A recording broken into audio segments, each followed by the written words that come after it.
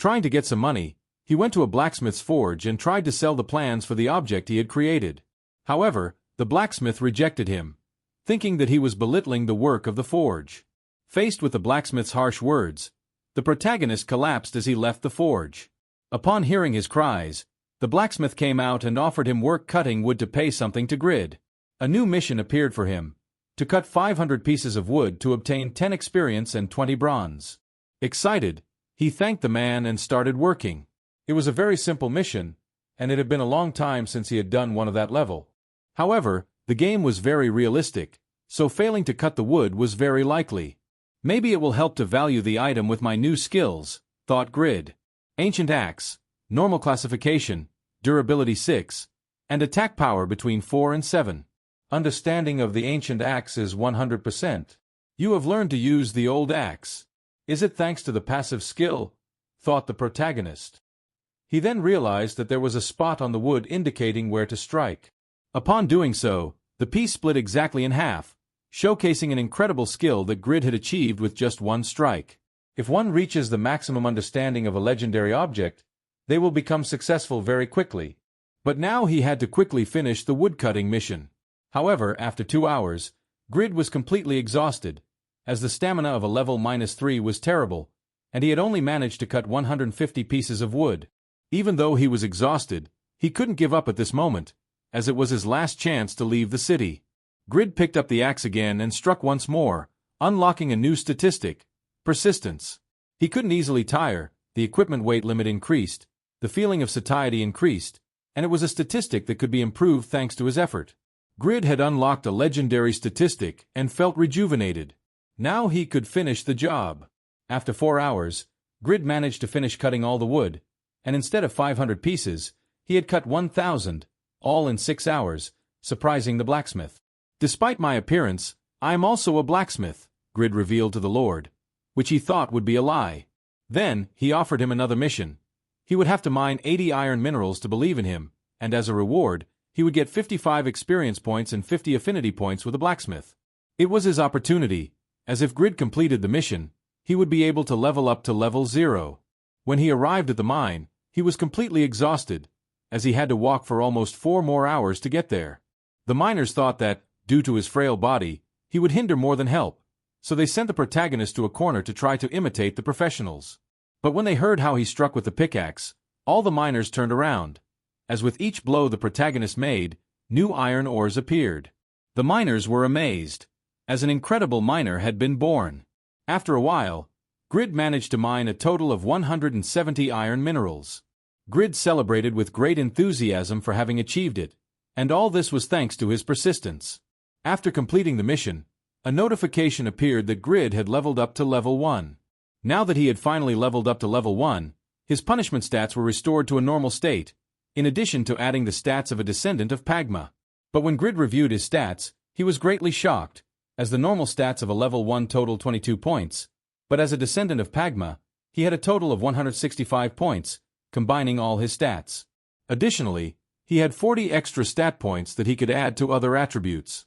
This was because, upon leveling up, one obtains 10 stat points that can be allocated to improve their avatar, but as he started from level -3, he had to level up 4 times to reach level 1. Astounding! Exclaimed our tired protagonist upon returning to the blacksmith's smith. His perception of Grid completely changed after completing the missions assigned to him, increasing the affinity with the blacksmith by 60 points and the reputation in the village of Byran by 200. Upon returning to the village, the behavior of Lord Smith changed completely. The protagonist asked him to teach how to create an item that sells well. The blacksmith agreed and showed a Yafa arrow. At first glance, it looks like a normal arrow, but it has the Yafa mineral mixed with the arrow steel, giving it the effect of ignoring part of the opponent's defense, essential for missions against golems that drop the blue orichalca mineral.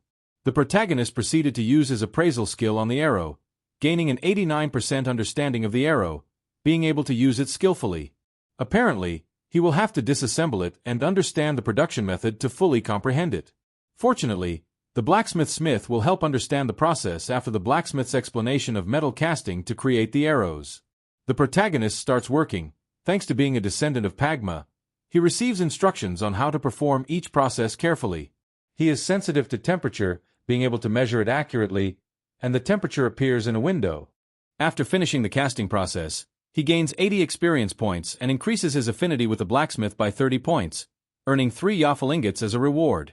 Blacksmith Smith is surprised by Grid's ability to perform the process perfectly on his first attempt. "It's as if Pagma is resurfacing," said the excited blacksmith.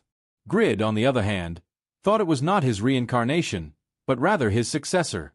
With the mission completed, he also levels up, now being level 2. Smith continues to explain the process of creating the arrows. The next step is to create the tips, and in this part, he must be very careful, cleaning the impurities that may have formed to then join them with the shaft and feathers, creating a perfect balance. After learning the production method of the Yaffle arrow with the blacksmith, thus increasing his understanding to 100%, it is Grid's turn. However, Smith forgot to teach him how to create the arrow shafts, but this will not be necessary, as the protagonist increased his understanding to 100%, adding a new item to his production list, which he hopes to fully complete someday. While the metal cools in the molds, the protagonist creates the arrow shafts and feathers. Smith is surprised that he managed to do this after only seeing the process once. Returning to the arrowheads, Grid would add a step to the production, making the Yaffle arrows even more resilient, surprising the blacksmith, as it is not an easy process. In an instant, Grid managed to create better arrows than any other to sell them at a higher price. Given that a normal Yaffle arrow usually costs 6 silver units, but the protagonist would have to stand out in order to sell at a higher price. With the improvement in arrowheads, it was time to assemble them with a shaft to finalize the arrow. In doing so, a skill of Pagma's descendant, the legendary blacksmith's breath, is activated, increasing the weapon statistics created by 5% when Grid is focused, and there is a chance that the created object will obtain special characteristics. Grid didn't know what was happening, but upon finishing, he had created a special Yaffle arrow, which had the possibility of completely ignoring the opponent's statistics, in addition to having incredibly improved attack damage. In his first attempt, Grid managed to create an epic level item, obtaining the reward for creating an epic item, increasing all his statistics by 4 points and raising his reputation by 80 throughout the continent. With the experience gained, he also rises to level 3. However, the protagonist is disappointed because he wanted his first epic level item to be a sword. Pagma's descendant's class was amazing, as he had just created the best arrow in Satisfy. After the help, Grid leaves Lord Smith's forge, thanking him for all the lessons and help. To bid farewell, the blacksmith presents him with 100 special Yaffle arrows he had created, and some material ingots. Grid is grateful, but needs to head to the city to sell the arrows and make some money, so he bids farewell to Smith.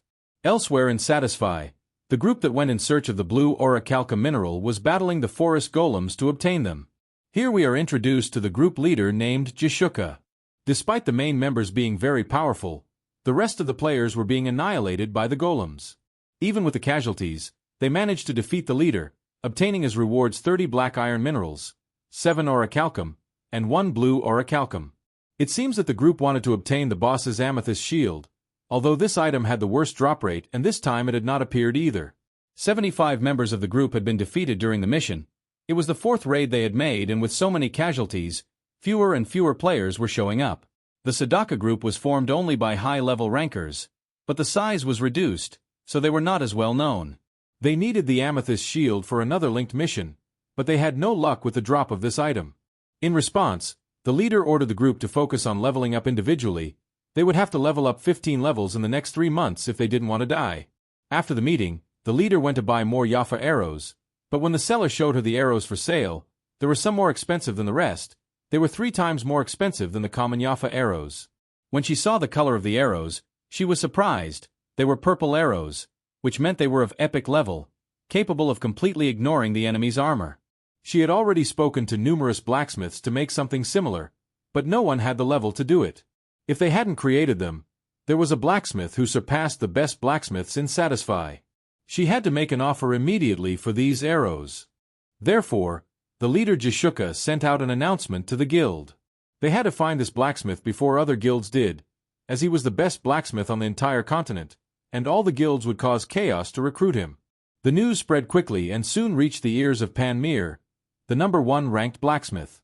The game had described Grid as a master craftsman, something not even the top-ranked person was called in the descriptions of Satisfy's history. Only 2 people had managed to create an epic item, and he was the first person to do so, putting all his effort into the forge. But who was this new blacksmith? Panmir wondered. The next day, the protagonist woke up early to go to the employment office. There were many people, and they were always ahead of the protagonist in tasks. He tried his luck the next day, but was exhausted. Before leaving, he was stopped by his father, who asked him to sit down so they could eat as a family. If he did that, his father would pay him what he earned in a day's work. The protagonist was very grateful for the family he had and asked his father to pay his debts, receiving a pot of rice on his head as a response. After that, Grid returned to Satisfy, having hardly rested at all, but he needed to play.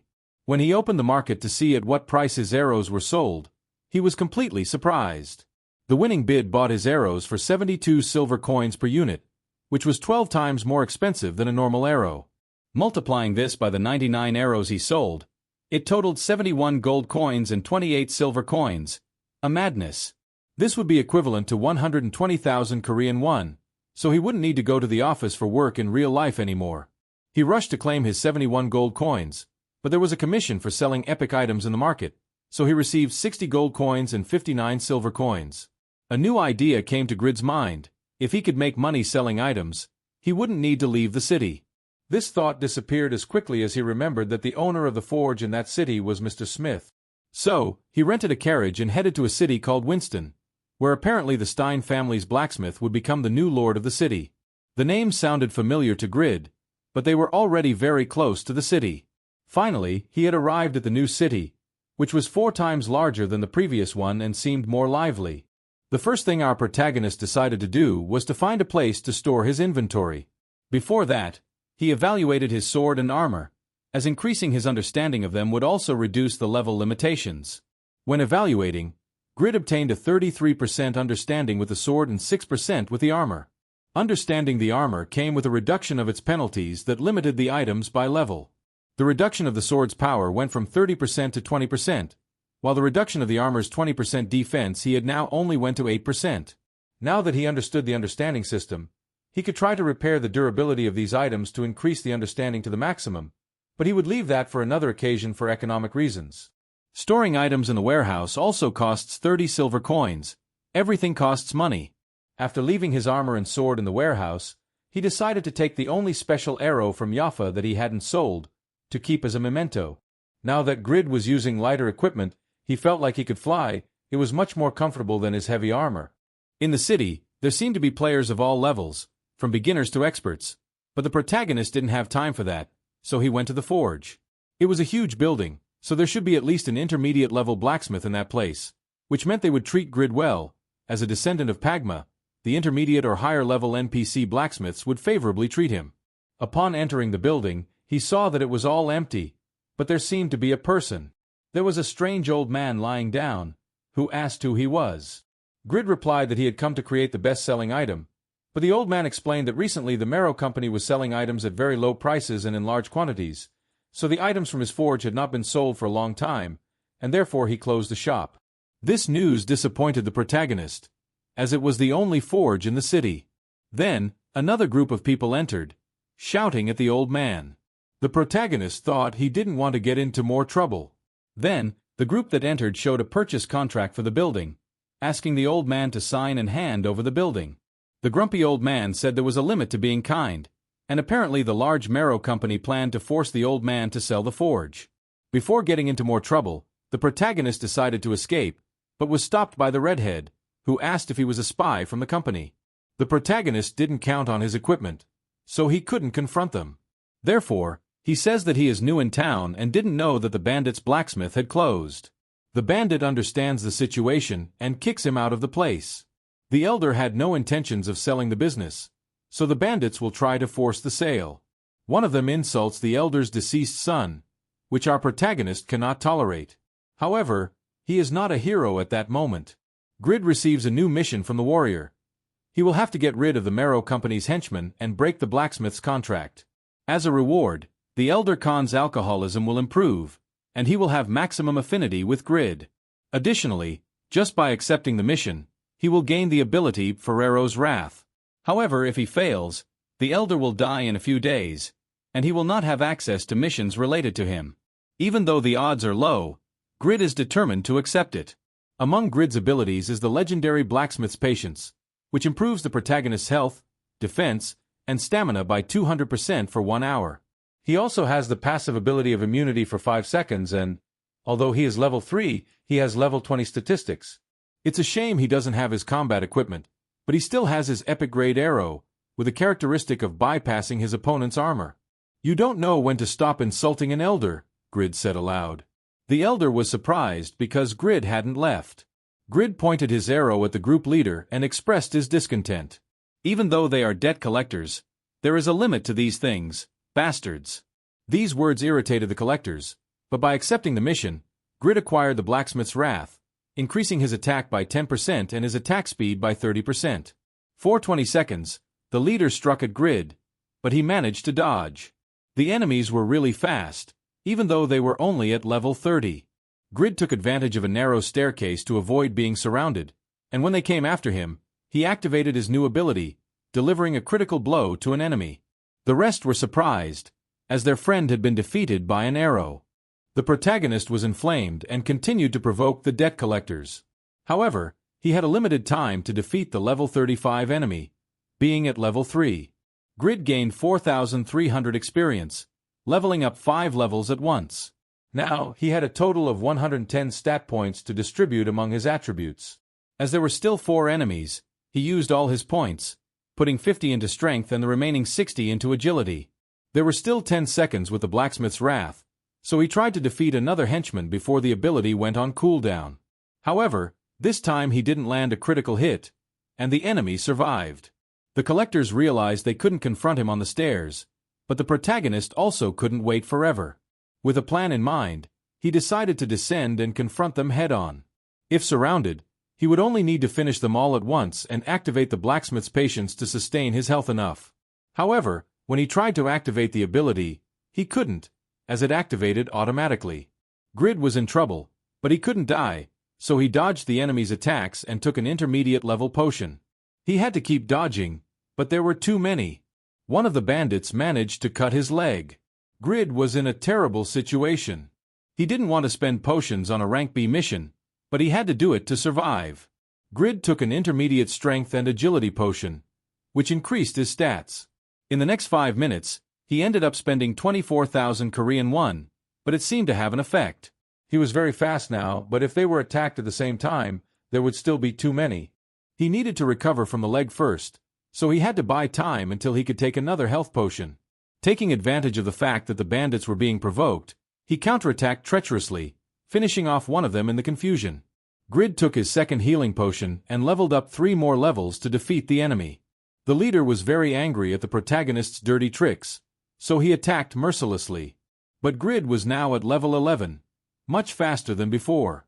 However, he forgot that there were 3 of them and received an unexpected attack. The elder was very worried. Grid tried to gain more time to take another potion, but was grabbed by a henchman. He was finished again, but managed to spot armor on the first floor, so he got rid of what was holding him and launched the arrow as a distraction. He ran up the stairs and asked the old Khan if he wanted to protect his forge, to which the old man affirmed. Then, Grid would borrow the armor. The worried elder shouted that equipment couldn't be used. The henchman caught up to Grid, but he had already equipped his armor and, just before the bandits could finish him off, he asked if they had heard the word surrender and struck them down, earning over 15,000 experience points, reaching level 21, and completing the mission. His affinity with Khan reached its peak, and the exhausted elder climbed the stairs to check on the boy. He was surprised to see that the protagonist could use those items, the armor called Valhalla and the sword, a copy of Dane's Sleeve, both of unique rank with high usage restrictions and created by Albatin. The protagonist could use them as a descendant of Pagma, surprising the old Khan, who fainted. Grid was worried because the elder had another mission for him, but he fainted. In another part of the city, in a luxurious mansion, the owner, Mr. Valmont, seemed agitated when he found out that the bandits they had sent to force the blacksmith to sign the contract had disappeared after receiving payment. The man apologized, as he had recommended those mercenaries, but the mansion owner, Mr. Valmont, seemed cruel and demanded that he sell his family as slaves to repay the money. After that, he expelled the man and asked his strategist, named Rabbit, what had really happened. Rabbit mentioned that the men had entered the blacksmith shop but disappeared after entering. As for the old Khan, He was taken to a clinic by a young man. Valmont wanted the blacksmith shop and was selling cheap weapons just to put Khan out of business. They were about to acquire the blacksmith shop, but they failed. Rabbit was sent to investigate who the young man was and put in charge of obtaining the blacksmith shop. After this episode, Grid happily had breakfast, watching television. He had reached level 21 and was about to receive more missions from Khan. Perhaps even the armor and swords he had used would be some reward, just like his failure sword. The other two items were of unique rank, with high usage requirements and could not be traded. Grid left the old man in a clinic and hoped he would recover soon. Later, Grid returned to Satisfy, reappearing in front of the clinic. Khan was happy to see him. The old man seemed to have recovered. He thanked the protagonist for helping him, but before leaving, they had to pay a gold coin, as the old man was out of money. Grid paid, and the old man didn't know how to thank him, as he couldn't give the armor. They were family relics. He explained that Valralla and Ice Leave were weapons created by his grandfather, Abatino, and no one could use them. 130 years ago, someone recognized their value, Pagma. Abatino knelt before Pagma and asked him to use them in battle, but Pagma refused, saying that one day the rightful owner would appear. Grid was able to use them. How did he do it? He asked Grid. Then it was his chance to obtain the items, so he took it and mentioned being a descendant of Pagma. The old Khan was moved to hear this. Another mission appeared for Grid, with which he could obtain the sword as a reward. Grid was very disappointed, but the old man needed proof. It was a great coincidence. Just like his descendants, they met. The old man took out alcohol to celebrate, but Grid took it from him, as Khan couldn't drink anymore. At that moment, Rabbit entered on behalf of the Marrow Company. Grid took the opportunity to store the bottles in the inventory and sell them. It seemed that this time they only wanted to talk. Khan couldn't pay a debt of 600 gold coins owed to the company, but he also didn't want to sell his building. They proposed a blacksmith competition, a Marrow Company blacksmith against the old Khan. It was clearly a trap, because they had certainly found a better blacksmith than his old one. But the old man accepted the duel on the condition that his successor would fight, as he was already old and wouldn't be able to compete. With this excuse, he ended up presenting the protagonist as his successor. Grid quickly rejected the idea, but was interrupted by another mission. If he won the duel, he would obtain 600 gold coins, equivalent to 720,000 Korean won. Grid quickly changed his mind, murmuring that he would crush them all. They reached an agreement and would soon provide more information and the location.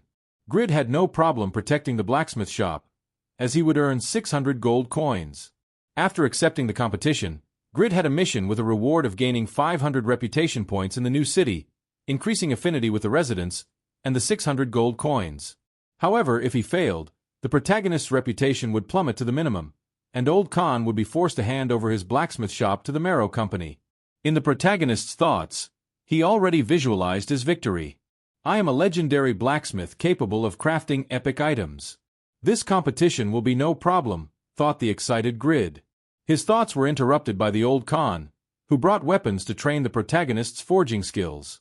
Grid asked the old man why he didn't report the extortion he suffered from the Marrow Company. Khan replied that the Lord was also part of the scheme, receiving bribes from the company. Grid proposed to directly contact Count Stein, as Winston was part of his territory.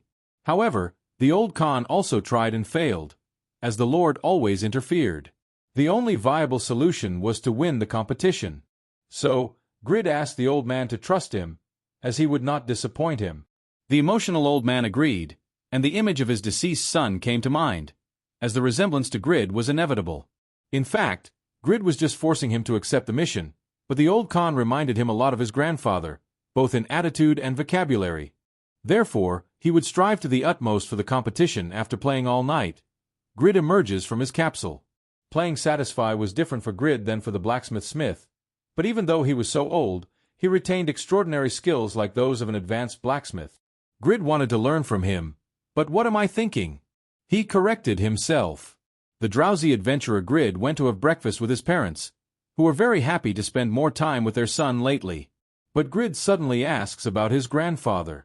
His parents are shocked by their unfeeling son, who never cared about anyone, was starting to change for the better. The grandfather was fine. So, Grid proposes to visit them together soon. Meanwhile, at the marrow company, the owner throws food to Rabbit. "Why do you do unnecessary things?" Rabbit scolded, reprimanding the family strategist. The move Rabbit had made didn't make sense in Valmont's eyes. Rabbit explains the situation. The residents greatly respected the old can, so the marrow company had to create the impression that their skills were superior to Can's. So, they gave him one last chance. This way, they will improve the company's image. A smile appeared on Valmont's face. "This way, we can attract royal clients, and it wouldn't be so bad," exclaimed Valmont. But before that, he had to ensure that the rival couldn't win. Rabbit's investigations indicated that the boy representing Khan is an ordinary person with no reputation, so the company prepared a craftsman who would definitely win. Even if he was a nobody, the company had to send their best blacksmith. Meanwhile, at Khan's forge, a guest questioned Grid's appearance. "Is it true that this boy took down Bale and his men? He looks more like a weak and innocent young man to me." Grid asked him to be more discreet if he was going to criticize him. Then, some concerned citizens entered the blacksmith shop. "Old Can, this announcement is all over the city," they exclaimed.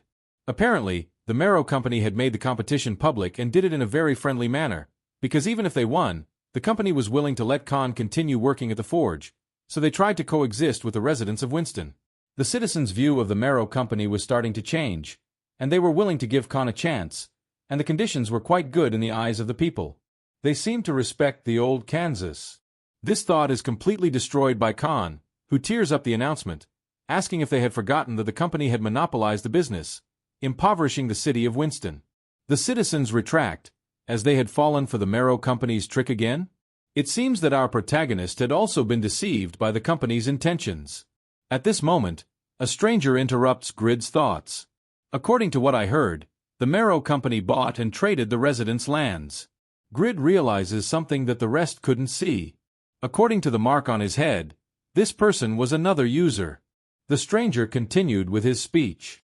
"The company offered to buy the forge, but you decided to stay for your personal interest." The rest of the citizens immediately jumped to defend their blacksmith, but the player calmed them down. "I'm not here to fight. The company's priority is obviously to make a profit, but they can create a symbiotic relationship. After all, the company cannot survive without the residents." This speech calmed the inhabitants, who discussed that if the company benefited, the city's situation would also improve. Grid was surprised. It completely changed the flow of the conversation. "Who is this boy?" Oldkin thought the young man was an interloper and asked for his name.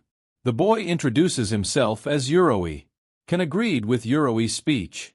In the long run, it would be better to have a symbiotic relationship with the company. However, Winston was part of Stein County, which had a local statute called the People's Rights, which protected its inhabitants against external investors. After Khan's explanation, Euroi realizes that the company ignored the will of Count Stein, monopolizing information and development. Therefore, the responsibility fell on the city lord. Khan was satisfied after making the young man understand the city's situation. After that, Euroi volunteers to present to Count Stein the tricks of the Lord of Winston and the Marrow Company. Euroi managed to capture the resident's expression with just his words. Grid wondered how he had managed to do that. He had not received a mission from the residents of Winston, but he himself forced the residents to give him the mission to deliver the message to the Count. Then, Grid stopped the player and asked directly, "I know you came from the Marrow Company. Why did you change sides?" Instead of answering, Euroi showed the mission he obtained from the people of Winston. He had to escape from the Marrow Company and reveal the situation to Count Stein, but the surprising thing was the rewards. He would obtain the title of Apostle of Justice, maximizing his affinity and reputation in Winston, in addition to receiving a gift from Count Stein. The jealous protagonist asked him to teach him how he got such a good hidden mission. Euroi has no problem speaking the truth, the freedom that exists in Satisfy. If you actively communicate with the NPCs, you can obtain related missions. It's a method that we, the old players, know very well, so it's normal that you don't know it, explained the adventurer. But the embarrassed Grid revealed that, despite being a very experienced player, he was totally unaware of this trick, which made Euroi burst into laughter. "You are very funny. Let's be friends," he proposed amidst laughter, but Grid was very embarrassed, so he immediately disconnected to avoid further embarrassment. Euroi hoped he wasn't angry. However, He had to hurry to complete the new mission. Despite playing 18 hours a day since the game's release, he was only at level 127, all because of his class called Speaker. With this class, the only way to attack is with a skill called Malicious Tongue. Compared to other classes, it is much more difficult to level up due to limited weapons, low health, reduced abilities, and the lack of escape techniques, which complicated the gameplay. Nevertheless, he needed to complete this mission and obtain the new title that would boost his statistics. He needed to traverse the castle to speak with Count Stein. He tried to talk to the guards to deceive them, but received no response. That's when someone spoke to him from behind. It was the strategist Rabbit. He had to report after instigating the inhabitants. Rabbit questioned what he was doing there, and Yuroi had to use his persuasion skill to explain that he was just strolling around while thinking about how to instigate the citizens. Rabbit mentioned that they had underestimated Yuroi's abilities or perhaps were being betrayed. Yuroi wondered why his persuasion skill didn't work. Rabbit revealed that he was prepared for betrayal and ordered Yuroi to be arrested. The player tried to escape, but the guards captured him. He drew a dagger to defend himself, but was repelled. His only option was to disconnect, but when he gave the command, a window appeared indicating that it was not possible. Rabbit revealed that he was responsible for neutralizing the disconnection spell and that if the player died, he would be revived, then they would imprison him in the castle. Yuroi was given a new mission. After a prolonged wait, he would be imprisoned in a castle, with no possibility of escape, but if he could last for 50 consecutive hours, he would be rescued by the Apostle of Justice. This was a long time because the maximum time Yuroi had spent playing was 20 hours, the limit of the capsule, as if you played for more than 20 hours, the capsule itself would expel you from the game, giving you a penalty of 6 hours without being able to connect to the device. It was very dangerous. However, Yuroi was a man without a girlfriend, job, or anything else that could interrupt him. If he put the capsule in trance mode, maybe he could resist the full mission time, he thought. Yuroi couldn't fail this mission, which is why he ended up accepting it, activating a timer. Now it was impossible to turn off the capsule from the outside, and if you tried to force it, they would also send a security team to protect the capsule. His only hope was to wait for the Apostle of Justice, who would follow him throughout the game. Satisfy had 2 billion players, making it essential for the game to be free of bugs and errors. In the central offices of the Satisfy group, the head developer was notified that Mission B408 had been activated. The president granted permission to send agents to the player's location in case of emergency. Mission B408 is a hidden grade, and the reward for completing it is a second class. However, it is very risky, as the player must remain in the game for a long time. The developers discussed the mission. The player, whose real name is Suroi, 25 years old, is a player from Mongolia, which is incredible, as only 3% of the Mongolian population plays Satisfy.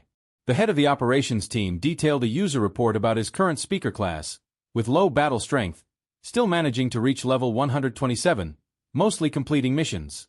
The president requested communication with the manager of the Mongolia branch, who was present at the meeting, and stated that the situation was under control, with real-time monitoring and medical personnel ready for any eventuality. The Mongolia manager also communicated that the country's government was aware and willing to collaborate but suggested that the news be released to the media, as the first player with 2 classes would be Mongolian, which could boost the market in the country.